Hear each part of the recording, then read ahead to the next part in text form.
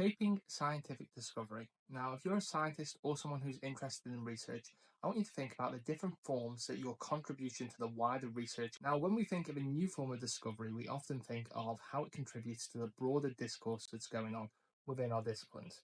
However, what we often don't think about is the different forms that might take.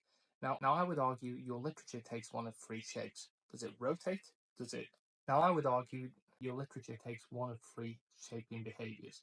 Does it rotate? Does it oralate? Or does it bifurcate?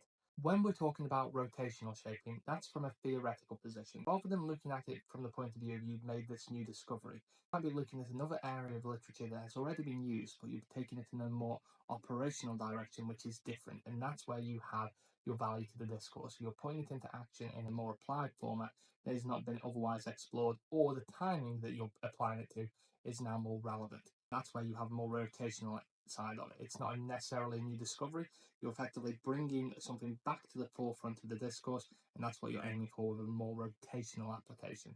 Now, if you're looking at a more, let's say, a more linear application, where you are enhancing the knowledge within that particular field or within that branch of discovery, that can be both theoretically or operationally applied. You may be discovering more and more detail about that particular field of scientific study. You're going into more detail in a particular sub area and identifying more different pathways. Now, when you're taking a bifurcating route, that's where it's branching into a different direction. It's opening a new discovery up, it's exploring a new avenue, it's taking it in a completely different direction from that linear pathway.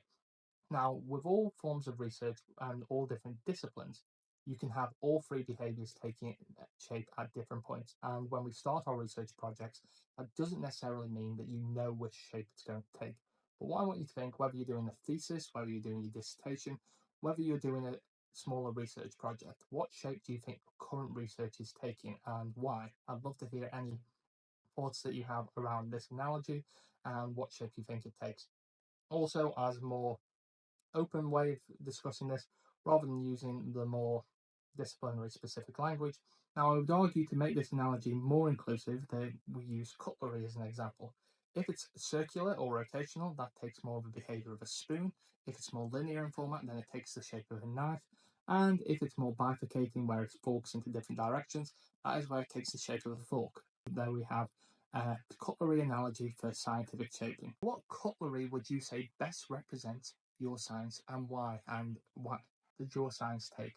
What shape did your research take? Drop a comment below and share your thoughts. I'd love to hear what different research you're doing. And this is also for day 7 of September. Thank you very much for listening.